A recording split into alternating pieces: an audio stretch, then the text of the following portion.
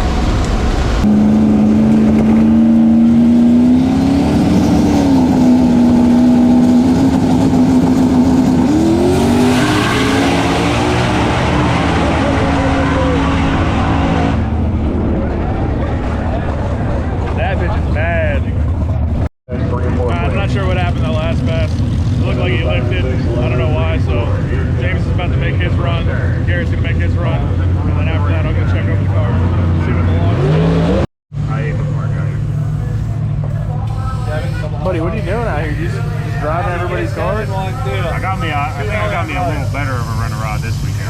Well, I agree. I agree. This one's proven. Proven. Tested. It might look better also. A lot better. It's not a Mustang, you know, more my style.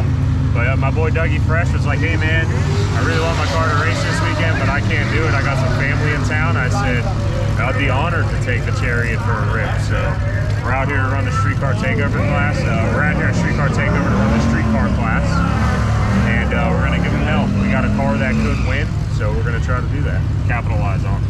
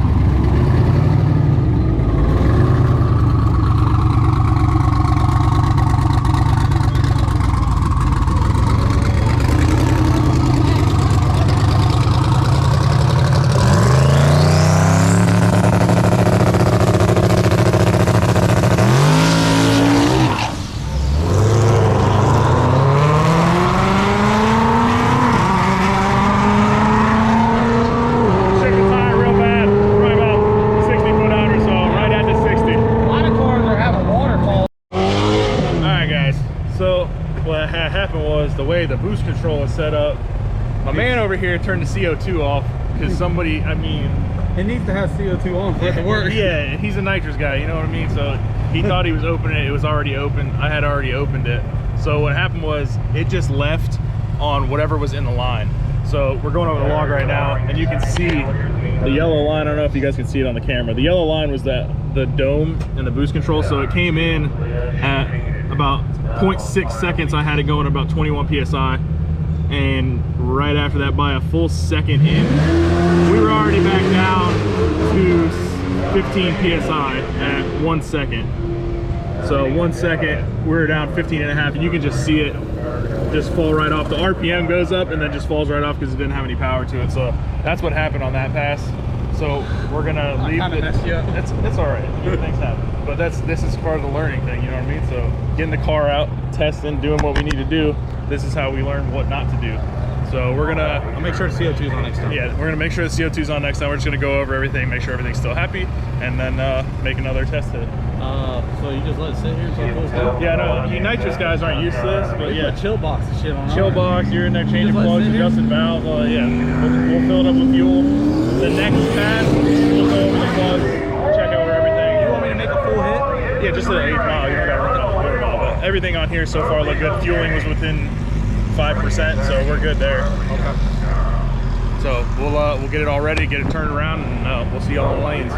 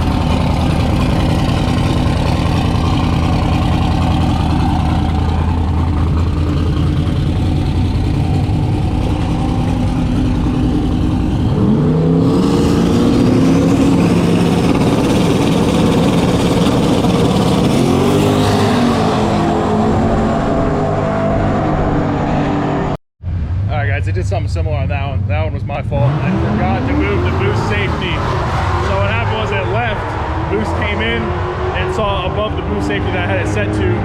It did exactly what it was supposed to and went right back to wastegate. So to fix that, move the boost safety up a little bit, and then we're gonna ramp it in a little bit quicker because it seems to be taking it. So this next pass will actually be a full pass. We'll get that figured out. That's why I like going to the dyno and not coming out to events, because you end up kind of looking stupid, but we're getting it figured out.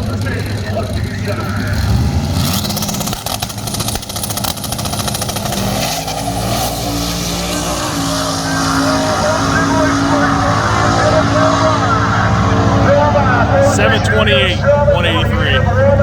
3 miles an hour. Woo, girl, that boy was riding. New PB. New PB.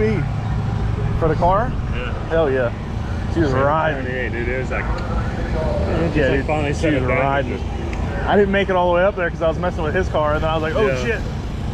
So I got the fence view. Does it look good? Oh yeah, she was riding. What happened to his car? I don't know.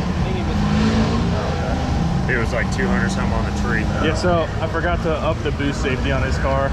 So it was going out, going right to wastegate. So yeah, I fixed it now. It should go down now. What'd it do? I don't even know. I didn't even look at it. Did the exact same thing. But with the bottom. Yeah. Classic.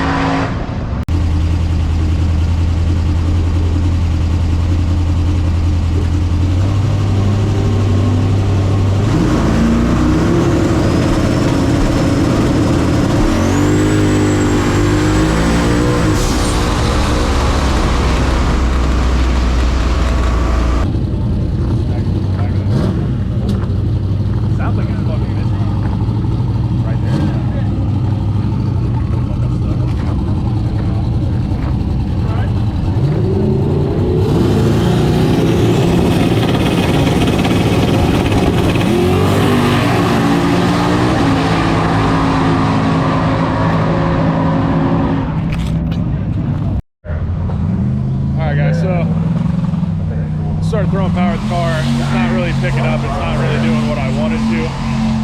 So what we're gonna end up doing is taking it to the hub dyno and trying to dial everything in. But all the boost stuff is working like it's supposed to. Everything seems to be working like it's supposed to. It's just not. It's not getting the power to the ground like it should. Hey, what you got over here? You got some fish? Yeah, you want some? They brought you a plate. I might have to eat me some of that. It's good. I get real good. All right, so plan now is we're gonna take it to the hub dyno, try to line all the little issues it has out so we can come out here and actually hit it with some power instead of... And then come back out here and try to make another hit. Yeah, 'cause I mean, we've been out here all day. We made 3 passes and we're not making headway. So I think there's some issues that we got. Training cooler being one of them. Yeah. I think the transmission converter's too hot right now. I need to get fans to be able to cool the motor down. There's a little bit of stuff we have to do, and then trying to hot lap it. We were running there for 30 minutes. It was hard, but it's hard on stuff. I'll probably put jack stand back in the car. He's used to going slow, so I'll let him do it. Man, I think too much inside there. It's fucking When you're used to going me. 360s and then you go 550s, it's I do. I mean, I was being a pussy. Excuse my language, but the first 2 passes getting out of it, I told you I was gonna ride this one out. I didn't care if I had to shift the car or whatever. We rode it. And it pulled in high gear. It ran good. It just, we gotta get the fuel fixed and the surge and all that, but we'll come around to it. It's a learning progress for everybody. Yeah, so everything looks good in the data, but you can see it down the track. It's just kind of laboring and it's not doing what I want it to do. So we'll get it on the hub dyno and we'll get it lined out. But James and Garrett both went to the semifinals. They both unfortunately lost in the finals, but hey, they came and everybody had a good time. It was a good day. I had fun. We got past the rain, and I guess now we're gonna eat some fish and rice. So I appreciate you guys watching, and we'll see you in the next episode.